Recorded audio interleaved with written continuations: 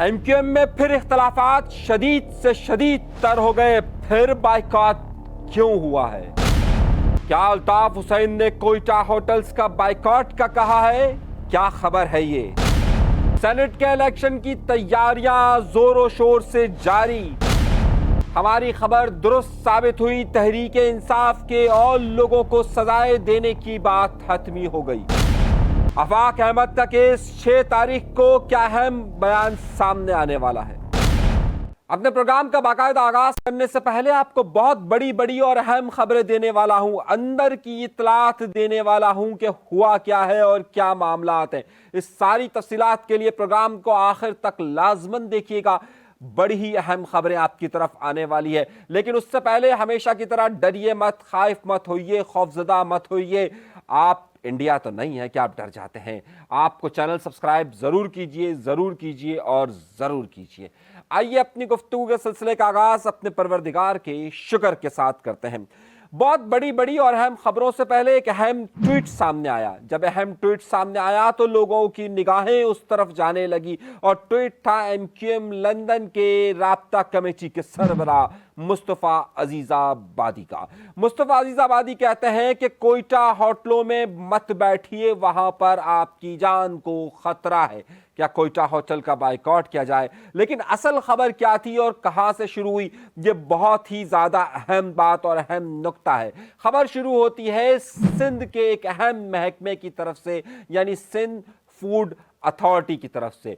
Sindh food authority एक ऐसा food authority का डिपार्टमेंट है कि जिसे सिर्फ शायद अमूमन इसके बारे में यही सुना जाता है कि कभी ये किसी एक दूध वाले के पास से पैसे वसूल करते हैं, कभी कहां से करते हैं, कभी कहां से करते हैं। लेकिन अलबत्ता सिंध फूड अथॉरिटी का एक बड़ा अहम काम सामने आया है, और बड़ा अहम काम सामने यहां से आया है कि सिंध फूड अथॉरिटी ने कराची के 7 डिस्ट्रिक्ट के मुख्तलिफ चाय के होटलों का में सैंपल्स कलेक्ट किए। जब उन्होंने मुख्तलिफ चाय के होटल से सैंपल्स कलेक्ट किए तो उसमें दूध और चाय की पत्ती को लिया गया। जब दूध और चाय की पत्ती को लिया गया तो हैरत अंगेज तौर पर 99% इन तमाम के तमाम होटलों के अंदर जो चाय की पत्ती इस्तेमाल हो रही है वो केमिकल और कलर से भरपूर है, और दूसरी तरफ जो दूध भी इस्तेमाल किया जा रहा है उसमें तमाम के तमाम केमिकल्स मौजूद है। सिंध फूड अथॉरिटी की ये रिपोर्ट सबसे पहले डॉन अखबार ने शाया की और उसके बाद सब जगह ये चलना शुरू हुई और उसी को कोट किया था खास तौर पर मुस्तफा अजीजाबादी साहब ने। उसके बाद एक बहस शुरू हो गई कि क्या ये एमक्यूएम फिर से ये कोयटा होटल्स के बाइकॉट की बात कर रही है, क्या पश्तूनों पे बात हो रही है। ऐसा मामला नहीं है। मामला असल में सिर्फ और सिर्फ ये सिंध फूड अथॉरिटी का है। सिंध फूड अथॉरिटी को चाहिए तो ये था कि उन 100 के 100 जिन जगहों से इन्होंने सैंपल्स कलेक्ट किए उन सब के ऊपर एक ऐसी सील लगाकर एक बड़ा बैनर लगाया जाता कि यहां पर जो चाय सप्लाई की जाती है उसमें चाय सप्लाई की जाती थी उसमें केमिकल्स इन्वॉल्व थे। लेकिन ऐसा नहीं किया गया। क्यों नहीं किया गया? उनसे सैंपल्स तो लिए गए लेकिन उन सैंपल्स के बाद उन पे ना कोई जुर्माना, ना कोई सजा, ना कोई चीजें इस तरह की सामने आई। भाई एक इबरत का निशान बनाना चाहिए था ना किसी को कि इन जितने भी होटल्स पर जो लोग भी चाय पीते हैं उनकी जिंदगी से खेला जा रहा है। आपको मालूम है कि जो इन होटल्स पर चाय पीते हैं उनके जो तवातुर के साथ सिर्फ यही चाय इस्तेमाल करते हैं उनमें सबसे बड़ा मसला कैंसर का है। ये कैंसर उनके साथ साथ जहां हो रहा है वो कैंसर उनको मैदे का कैंसर उसमें एक वाजे तौर पर सामने आ रहा है। लेकिन उसके बावजूद भी इन तमाम लोगों को बंद नहीं किया जाता है। और क्यों नहीं बंद किया जाता है? इसकी बहुत सारी पॉलिटिकल रीजन है। अगर एमक्यूएम की तरफ से आपको याद है आफाक अहमद साहब ने एक बार स्टेटमेंट दिया था इस पे कि जनाब इन होटलों पर चाय ना पीजिए, आपकी जान और आपके वक्त का जिया है। तो उस पर एक बड़ा शोर मच गया था कि ये क्या बात हो गई, ये तो बड़ा जुल्म हो गया। लेकिन दर हकीकत असल में मामला यहां पर सेहत का है। और अगर ये होटल चाहे किसी के भी हो, अगर ये फूड अथॉरिटी के मुताबिक और रूल्स एंड रेगुलेशंस को फॉलो करते हैं तो बहुत अच्छी चीज है। लेकिन जहां पर रूल्स एंड रेगुलेशंस को फॉलो नहीं किया जाता यकीनी तौर पर यह जहर सबके जिस्मों में उतारा जा रहा है। और ये लोग कहते हैं बड़ी कड़क चाय है, बड़ी जबरदस्त चाय है, लेकिन 100 सैंपल्स 100 होटल्स ایک میں بھی ٹھیک نہیں. یہ تو بڑا سوالیہ نشان ہے. اب سوچنا پاکستان کی عوام کو, کراچی کی عوام کو ہے, لیکن اس سے بڑھ کر یہ سوچنا ہے سندھ فوڈ اتھارٹی کو اور سندھ حکومت کو, یہاں پر ڈی سیز کو, یہاں پر اے سیز کو.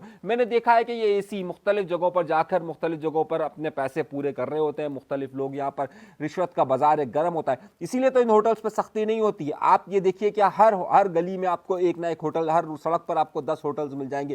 ان کے ساتھ ساتھ یہ کام ان تمام فوڈ اتھارٹیز کو ان تمام جگہوں پر کرنا چاہیے جہاں پر مختلف اور پکوان, چاہے اس کا تعلق کسی بھی زبان بولنے والوں سے ہو, کسی سے بھی ہو, اس پر ایک سخت کارروائی ہونی چاہیے. لیکن یہ کارروائی پاسبل ہی نہیں ہوتی ہے. خیر, اس خبر کو آگے بڑھاتے ہیں. آئیے اگلی خبر کی طرف چلتے ہیں, اور بہت ہی اہم خبر آپ کے سامنے پیش کرنے والا ہوں. اور وہ بہت اہم خبر یہ ہے کہ ایک بار پھر بہو ناراض ہو گئی. اب میں کہوں گا بہو, اگر میں سنجیدہ گفتگو کر رہا ہوں آپ کے ساتھ, ایم کیو ایم میں اختلافات معمول کی بات ہے, اور اس میں سب سے زیادہ اختیار کی بات ہے اور طاقت کی بات ہے. آپ کو یاد ہوگا کہ اکتوبر نومبر کے اندر, آج سے 6 مہینے پہلے, مصطفیٰ کمال صاحب نے باقاعدہ شور مچانا شروع کر دیا تھا کہ جناب یہاں تو اختیارات ہی نہیں ہیں, یہاں تو اختیارات ہی نہیں ہیں, یہاں تو اختیارات ہی نہیں ہیں, یہاں اختیارات نہیں ہیں. اور اس کے بعد ان کو وزارت مل گئی. جب وزارت مل گئی تو خاموشی, سناٹا. لیکن ہمارے پاس خبر کہاں سے آئی؟ ہمارے پاس خبر یہاں سے آئی میرے دوستوں, میرے بھائیوں, میرے بزرگوں, کہ پرسوں سی او سی کا, ایم کیو ایم کا ایک پروگرام ہوا. جب یہ پروگرام ہوا تو اس میں ظاہر سی بات ہے ایم کیو ایم کی قیادت موجود تھی, خالد مقبول صدیقی صاحب موجود تھے, لیکن پی ایس پی موجود نہیں تھی. ہمارے کان کھڑے ہوئے, ہم نے فوراً جادوگرنی کو دوڑایا. جادوگرنی نے لا کر خبر یہ دی, کیا خبر دی یہ آگے بتاتا ہوں. اس کے بعد ہو گئی ہماری طبیعت خراب, ہم رہے 1-2 دن بیمار, ہم پروگرام کل نہیں کر سکے, پرسوں نہیں کر سکے. اور جب پروگرام نہیں کر سکے تو طبیعت خراب تھی, تو ہم نے کہا چلے کوئی بات نہیں. لیکن اسی دوران گورنر ہاؤس میں ایم پی ایس کو بلایا گیا. جب گورنر ہاؤس میں ایم پی ایس کو بلایا گیا تو ہمارے کان پھر کھڑے ہوئے. اب اس کی بھی خبر پوری دوں گا آپ کو. جب ایم پی ایس کو بلایا گیا تو وہاں پر خالد مقبول صدیقی صاحب, فاروق ستار صاحب, گورنر صاحب, لیکن پھر وہ پی ایس پی نہیں. اب خبر تو بنتی ہے نا, طبیعت خراب تھی, ہم نے کہا چلیں چھوڑے یار, آج کا دن چھوڑے. آج کچھ ذرا طبیعت بہتر ہوئی تو ہم نے کہا چلیے جادوگرنیوں کو دوڑایا. ہوا یہ کہ آپ کو یاد ہے ایک نوٹیفیکیشن آیا تھا نومبر میں, جس پہ باقاعدہ ایم کیو ایم کے مرکز بہادر آباد میں کچھ لوگوں نے بڑی ہی گالیاں تک دی تھی گورنر سندھ کو. یاد آیا آپ کو؟ یاد آیا, گو گورنر گو کے نعرے لگے تھے. اور اس کے بعد کی خبر آپ کو بہت اچھی طریقے سے یاد ہوگی کہ اس کے بعد ایک مظاہرہ ہوا تھا بہادر آباد کے اندر, کہ جس میں مصطفیٰ کمال صاحب کے خلاف نعرے لگائے ہوئے تھے کہ غدار وغیرہ وغیرہ. یاد ہے آپ کو؟ اور پھر کہا گیا تھا کہ اس کی تحقیقات ہوگی. مصطفیٰ کمال صاحب نے کہا تھا یہ تو رات کے وقت آئے, دن کے وقت آئے ہوتے تو پتہ. یاد ہے نا آپ کو ساری بات؟ میں ساری باتیں اس لیے ریپیٹ کر رہا ہوں کہ ان سب کا اس کے ساتھ تعلق ہے. تعلق اس بات سے کہ اس وقت ایک نوٹیفیکیشن جاری ہوا تھا, اور وہ نوٹیفیکیشن رضوان بابر صاحب کے نام سے ہوا تھا, اور اس میں یہ بات سامنے آئی تھی کہ ایم کیو ایم میں مختلف عہدے دیے گئے ہیں, جس میں مختلف تنظیموں میں, عہدوں میں مختلف کمیٹیاں بنائی گئی ہیں. یاد ہے؟ یہ نوٹیفیکیشن آج تک معطل نہیں ہوا ہے, ختم نہیں ہوا ہے, منسوخ نہیں ہوا ہے. جب نہیں ہوا ہے تو جو اختلاف برقرار تھا, جس پر گورنر کے خلاف نعرے لگے تھے, وہ زندہ ہے. جس پر یہ گفتگو ہوئی تھی کہ مصطفیٰ کمال صاحب کے خلاف مظاہرہ ہوا تھا, وہ زندہ ہے. وہ نعرہ ہے نا, زندہ ہے مہاجر زندہ. اس طرح اختلاف, زندہ ہے اختلاف, زندہ ہے, زندہ ہے اختلاف, زندہ ہے. میں کسی وجہ سے بات کر رہا ہوں, سب بات سنجیدہ ہے, سنجیدگی سے غور کیجئے گا اس بات پر. ہوا یہ کہ اب آئیے پرسوں والی بات پر. اختلاف زندہ, وہ وزارت ملنے کا معاملہ تھا, وہ ہو گیا, لیکن ابھی بھی تو اور اختیارات چاہیے. اس کے مطابق جو تنظیمی کمیٹی ہے, اس کے اندر انیس قائم خانی کے ساتھ جو 2 لوگ اور موجود ہیں, اس میں ایک نام امین الحق, ایک فاروق ستار صاحب. تو پھر مکمل کنٹرول نہیں. وزارت تو ایک تھا نا, اب ایک اور چیز چاہیے. جادوگرنی نے اطلاع یہ دی کہ بھائی اس وقت جب سی او سی کا اجلاس ہو رہا تھا, اس سے آدھا گھنٹہ پہلے سب لوگ وہاں موجود تھے, اور پھر یہ کہا گیا کہ ہم نہیں جائیں گے اس اجلاس, اور اپنے لوگوں کو منع کیا گیا. صحیح ہے, یہ ہو گئی خبر کی تصدیق بتا رہا ہوں میں, باقاعدہ 100% گارنٹیڈ خبر دے رہا ہوں اس میں اپنی طرف سے کچھ بھی ایڈ نہیں کر رہا. اس کے بعد ہوا یہ کہ اسی نوٹیفیکیشن کو اگر آپ یاد کریں تو اس نوٹیفیکیشن میں یہ تھا کہ جو M P As M N As کی کمیٹی ہے اس کو کامران ڈیسوری صاحب یعنی گورنر صاحب اس کو دیکھا کریں گے. ٹھیک ہے, کلیئر ہے بات, صحیح ہے. تو اسی کے مطابق ایم پی ایس کا اجلاس گورنر ہاؤس میں بلایا گیا. سو وہ جو نوٹیفیکیشن ہے وہ ختم نہیں ہوا. اب جب گورنر ہاؤس میں بلایا گیا تو 6 تاریخ کو, میں آج پروگرام کر رہا ہوں 5 تاریخ 6 تاریخ کو سینٹ کا ضمنی الیکشن ہے, اس پر بھی ابھی بات کروں گا میں آگے چل کر. ضمنی الیکشن ہے, پاکستان پیپلز پارٹی کی طرف سے وقار مہدی صاحب ہیں, اس طرف سے نگہت مرزا صاحب ہیں, صاحبہ ہیں. اب ہوا یہ کہ گورنر ہاؤس میں اجلاس بلایا گیا. وہاں پر بھی میں آپ کو شاید عجیب سا لگ رہا ہوگا, میں پی ایس پی کا اس لیے کہہ رہا ہوں کیونکہ یہ جو اختلاف ہے بیسیکلی پی ایس پی اور ایم کیو ایم کنٹرول کا ہے نا, تو اس کو پی ایس پی لفظ میں اس لیے بہتر طور پر استعمال کر لیتا ہوں تاکہ وہ آپ کو سمجھ میں آئے کہ اختلاف کس بنیاد پر ہے. تو وہ اختلاف کی بنیاد پر وہاں پر بھی نہیں گئے اور گورنر صاحب نے اسی نوٹیفیکیشن کے مطابق اجلاس اپنے یہاں پر رکھا, صحیح, ایم پی ایس کا, اور جس میں طے ہوا کہ جناب یہ جو 36 لوگ ہیں یہ وہاں پر ووٹ کریں گے, ووٹنگ میں پارٹیسپیٹ ضرور کریں گے. وہ پاکستان پیپلز پارٹی کے پاس ظاہر ہے اس کی اکثریت ہے تو وہ سیٹ جیت سکتی ہے, لیکن الیکشن کے پروسیس میں جایا جائے گا. یہ فیصلہ اس اجلاس کے اندر ہوا, ادھر بھی موجود نہیں تھے. تو یہ اختلاف پھر پروان چڑھ رہا ہے, خبروں کی زینت بن رہا ہے. اچھا, خبروں کی زینت بن رہا ہے. اب اس میں مزید اب کس کو کیا اختیارات چاہیے, ایک وزارت تو مل چکی, اب تنظیمی ہولڈ کی بات ہے. یعنی کہ پہلے تو یہ کہا جا سکتا تھا نا کہ ایم کیو ایم کی طرف سے ایک وزیر تھا, پی ایس پی کی طرف سے ایک وزیر نہیں تھا, تو اب ظاہر ہر جگہ پر شیئر ہو گیا, وہاں پر بھی وہاں پر بھی وہاں پر بھی وہاں پر بھی. یہ خبر سچی میں دے رہا ہوں آپ کو, میرے پاس خبر 2 دن پہلے سے موجود تھی, لیکن کیونکہ میری طبیعت ٹھیک نہیں تھی اور میں کچھ ذرا صحیح نہیں تھا تو میں اس کو پروگرام نہیں کر سکا تھا میں 2 دن. ایک خبر تو یہ ہو گئی. آئیے اگلی خبر کی طرف. اب اس میں آگے کیا ہوتا ہے, کیا پیش رفت ہوتی ہے, کس کو کیا اختیارات دیے جاتے ہیں, کیا معاملات ہوتے ہیں, یہ ان فیوچر ڈیسائیڈ ہوگا, لیکن فی الحال سچویشن یہاں پر آ کر رک گئی ہے. اب آئیے اگلی خبر کی طرف. میں نے آپ سے یہ عرض کی تھی اور میں نے آپ کو بہت واضح طور پر بتایا تھا, کسی کو اچھا لگے برا لگے, لیکن میں نے کہا تھا کہ تحریک انصاف کے لیے یہ تیسرا فیز شروع ہو رہا ہے جس میں ان کے لیے مشکل گھڑی شروع ہو رہی ہے. اور یہ مشکل گھڑی کا تعلق اس بات سے ہے کہ اب دیکھیے کہ راولپنڈی کی عدالت نے 9 مئی کے کیس کے حوالے سے 20 لوگوں کی نہ صرف ضمانت ختم کر کے ان کو سزا دے دی اور ان کو کہا کہ آپ جیل جائیں. 50,000 ہزار روپے کے دیے. اس میں کیونکہ کوئی بڑا نام نہیں ابھی ان کے کارکنان ہیں, لیکن میں نے آپ سے کہا ہے کہ یہ جو مہینے ہیں جون, جولائی اور اگست, ان 3 مہینوں میں تحریک انصاف کے 9 مئی کے حوالے سے بہت سارے فیصلے ہوں گے. البتہ یہ 26 نومبر اور جو دیگر کیسز ہیں اس میں ہوگا. جیسے 26 نومبر کا بھی کیس تھا تو اس میں 161 افراد کے خلاف مقدمہ درج ہے. ان کی آج سب کی جو ہے وہ 24 تاریخ تک ان سے کہا گیا کہ ان کی گرفتاری نہ کی جائے. اس میں عمر ایوب گور, بیرسٹر گوہر, یہ سارے نام شامل ہیں. یہ آج عدالت میں بھی پیش ہوئے تھے, ان کو ریلیف ملے گا. لیکن جو 9 مئی کے واقعات ہیں اس میں سزائیں 3-4 مہینوں کے اندر اندر فائنلائز ہوگی. اور دین اس کے بعد تحریک انصاف کا اگلا فیز شروع ہوگا کہ جس کے اندر میں آپ کو بہت واضح طور پہ بتا رہا ہوں, یہ ذہن میں رکھیے گا, جب سزائیں ہو جائیں گی اس کے بعد تحریک انصاف مصلحت, مفاہمت اور مذاکرات کے لیے ان کے ساتھ راستے کھلیں گے. سب 5-4 مہینے کے بعد وہ سب جو بھی کھلنا ہے وہ اس کے بعد کھلے گا. سزائیں ضرور ہونی ہے, اس کے بعد یہ معاملہ آگے جا کر کھلے گا اور اس کے بعد یہ معاملہ طے پائے گا کہ اس کے بعد کی صورتحال کہاں آ کر رکے گی. یہ خبر دے رہا ہوں میں آپ کو. یہ مطلب آپ کو جو بات میں آپ سے ہمیشہ عرض کرتا ہوں کہ جناب میں خبر پر بات کرتا ہوں, یہ خبر کسی کو اس پر اعتراض ہو سکتا ہے, کوئی یہ اپنے اوپر یہ سمجھتا ہوں, لیکن یہ خبر ہے, اس کا نتیجہ یہ نکلے گا. یہ ایک کلیئر کٹ بات ہے کہ یہ ہے.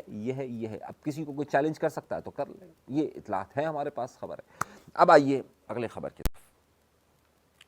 اگلی خبر یہ ہے کہ آفاق احمد صاحب کا جو میں نے آپ کو خبر دی تھی کہ چالان پیش کیا گیا ہے, اور جس کی میں نے آپ کو بتایا تھا کہ اس چالان میں یہ کہا گیا ہے کہ ان کی ایک آڈیو میسج تھا کہ جس میں ان کو دھمکی دی گئی. وہ آڈیو میسج بہرحال ابھی تک کسی کو بھی نہیں مل سکا ہے کہ وہ آڈیو میسج کیا تھا. لیکن وہ آڈیو میسیج کا اس میں ذکر کیا گیا، 12 افراد کا چالان پیش کیا گیا، اس میں آفاق احمد صاحب کا بھی چالان پیش کیا گیا۔ نئی پیش رفت یہ ہے کہ اب یہ مقدمہ اسی ہفتے کے اندر سنا جانے والا ہے، اور اس ہفتے میں اب دیکھنا یہ ہے کہ آفاق احمد صاحب عدالت جائیں گے تو ظاہر سی بات ہے وہاں ان کی میڈیا ٹاک بھی ہوگی، بہت ساری گفتگو بھی ہوگی، بہت ساری باتیں بھی ہوگی۔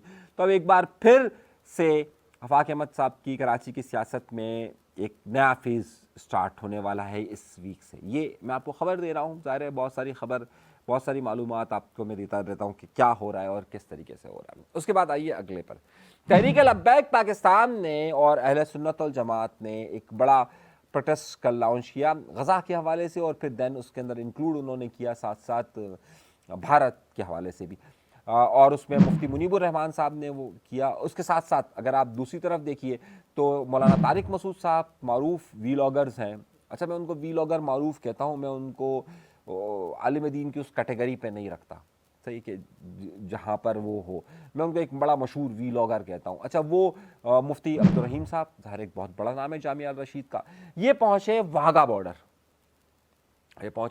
بارڈر، اور وہاں پر انہوں نے میڈیا ٹاک بھی کی، اور جو مشہور ویلاگر ہے مولانا طارق مسعود صاحب، میں ویلاگر کا لفظ استعمال کر رہا ہوں تو کسی کو اگر برا لگے تو اپنی جگہ پر ہے، لیکن مفتی عبدالرحیم صاحب ظاہر ہے ان کے ساتھ موجود ایک بہت بڑا نام ہے، جامعہ الرشید کا ایک بہت بڑا نام ہے، یہ لوگ واہگہ بارڈر پہنچے، اور یہ میسج بہت کلیئر کٹ پاکستان کی طرف سے جا رہا ہے کہ پاکستان کی جتنی مذہبی اور سیاسی جماعتیں وہ اس وقت پاکستان کے ساتھ نظر رہی ہے، لیکن ایک بہت بڑی غلطی جو اس وقت کر رہی ہے تحریک انصاف کر رئی ہے۔